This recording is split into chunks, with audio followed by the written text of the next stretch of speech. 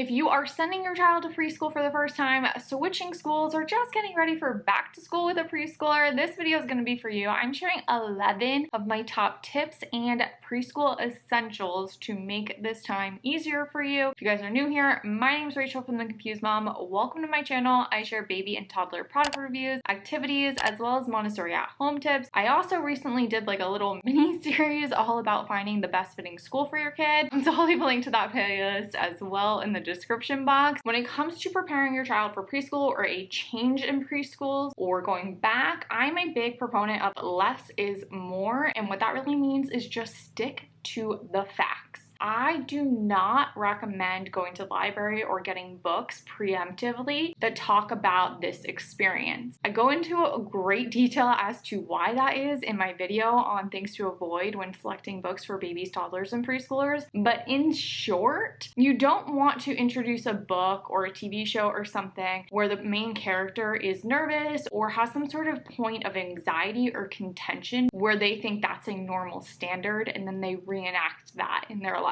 Instead, what I really like to do is I like to play with my child and show them the facts about what this new routine is going to look like and where they will be, as well as the primary players in their life will be. So I show an in-depth example of this in my video on ways to play with your child to process their emotions. This kind of just gives them a little bit of a sense of control and understanding about the way that their life is changing and what's staying the same. And it's just a very calming way to approach this transition versus jumping into some emotional stuff that they may or may not experience. Now, with all of that said, if your child does have an emotional experience, they're scared, they're nervous, there's something specific going on, books are going to be your friend. If you can find a book that aligns with your child's pain point, that's a very valuable tool. But I don't love the idea of giving them a story before they've actually had a chance to build their own story. The next thing I want to talk about are backpacks. Typically, you're going to want to find a backpack that's like 12 inches-ish, no more than like 14 inches. I have an entire buying guide on the best toddler backpacks, which kind of take you through my favorites, so I'm not going to go through those here, but I do want to share 2 tips with you. Number 1 is going to be around personalization. I strongly recommend avoiding the backpacks that have your child's name on the exterior. Now, I know a lot of preschools want you to label their name on their backpack. You can do this right inside. Some backpacks even have a little name tag spot inside. This is a safety concern. As we all know, toddlers really like to wear certain accessories sometimes, so maybe they choose to wear their backpack not at school, but rather at a city playground or the grocery store. The last thing you want is some creep seeing your child's name on their backpack and then kind of luring them in. Obviously, you want to be having safety conversations with your preschooler about that type of stuff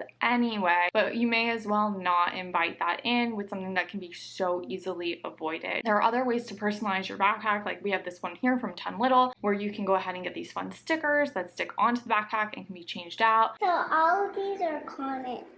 Nice. And here's a heart. I also recently got this backpack, which is like a slightly more sturdy version of the 10 Little one, where you can do a push-in of these little decals that it comes with. Both my kids really love both of these. Next thing that you want to think about with backpacks is whether or not it will fit their lunchbox. So preschoolers don't have a ton of books or anything like that. Usually the teachers can kind of like squish their art into the tiny backpack and you don't have to worry about that. But you may or may not be able to fit their lunchbox in there. In some cases, you may need to purchase a separate lunch bag or clip a lunch bag onto their backpack. You obviously don't want to overweigh their back down because they're small, they're still building their strength, but definitely do a test run of which lunch pails or water bottles you plan to use and making sure that fits in there comfortably. I also have an entire buying guide on the best toddler lunch boxes for you guys to check out too. The next essential I want to talk about are shoes. So depending on your climate, you definitely want to have some sort of wet shoe or rain boot, so that way if it is rainy or muddy and they're outside playing, they don't end up ruining a pair of shoes. And obviously if you are in a colder climate, eventually later on in the year, making sure they have something warm and water resistant. Again, I have an entire buying guide. The next major recommended item I see on preschool essential lists are wet and dry bags, and I just kind of want to throw out a cautionary note. Essentially the concept here is preschools usually want you to send a spare set of clothing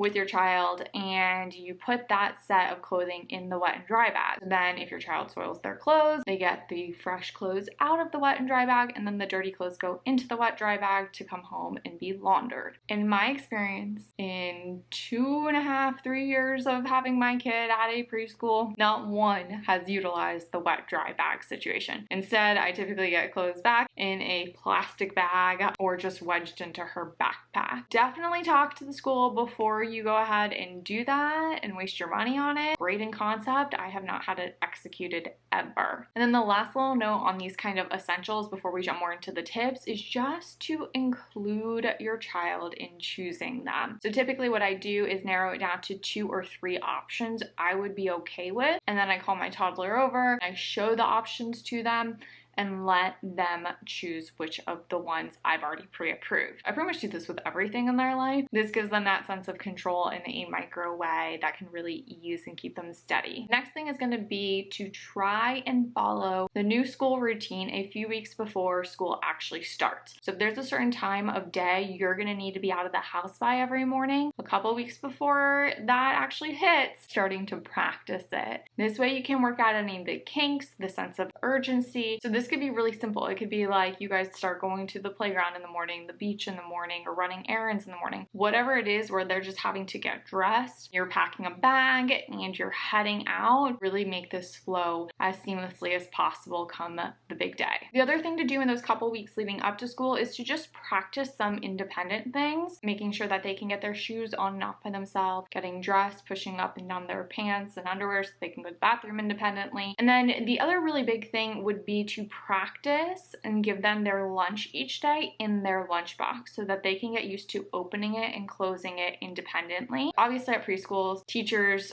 expect to help the kids out with their lunches, but if they're in a mixed age class and your child's 3 and they're 6-year-olds and the 6-year-olds are already eating and the teacher hasn't gotten over to help your 3-year-old yet, it can feel a little bit insecure. So just giving them that opportunity to really be able to take care of themselves in that way can help them feel a lot more sure of themselves or confident and more sturdy and stable in the classroom. Obviously, like, I don't unwrap my kids' cheese stick because they kind of get all hardened out if you do that beforehand, but making sure I'm packing a lunch that they can handle all by themselves as much as possible is a small area that can have a really big impact in their confidence throughout the day. And I want to go back to talking about books for a second. So while I don't recommend getting books about the preschool experience or starting school, I do think there are certain types of books that are really great to read leading up to preschool, and those are going to be books that focus on listening and inclusion. So books like Even Superheroes Make Mistakes, The Invisible Boy, The Rabbit Listened, All Are Welcomed, things like that.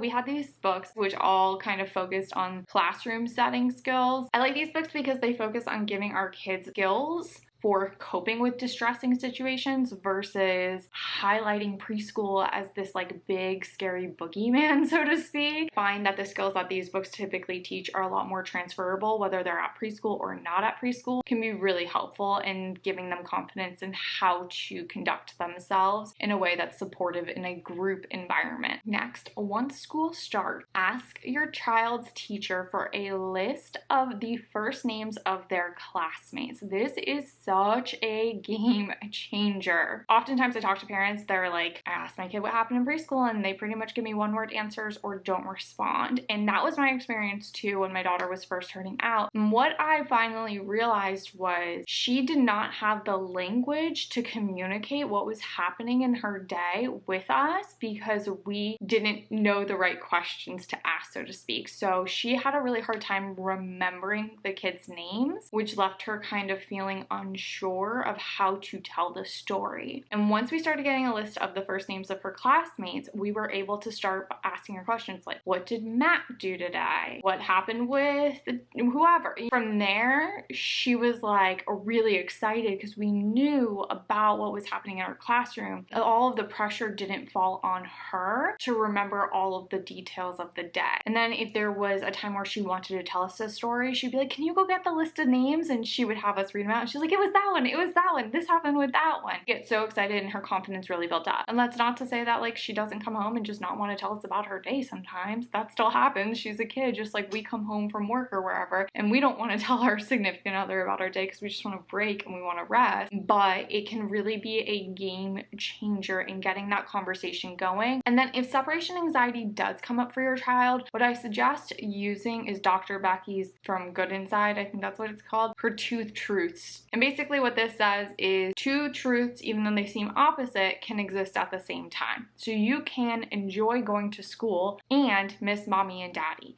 These are two truths that are both there. This can validate their feelings without magnifying them and snowballing them into the wrong direction. What I typically do if something like that comes up is we use two truths, and I usually like to tell a story about when I had a similar experience of enjoying something but missing something and how that turned out for me, what skills I used in myself, and going from there. This way they know that in order to fix the one truth of missing mommy and daddy, it doesn't mean that we have to give up school, which we also enjoy. Drop me a comment below with what your preschool essentials are, other tips that have worked for your child and family to help other families out. If you like this video, be sure to give it a thumbs up, share it with a friend, be sure to go back, check out my previous videos on finding the right preschool for your child. As always, my name's Rachel. Have a good one.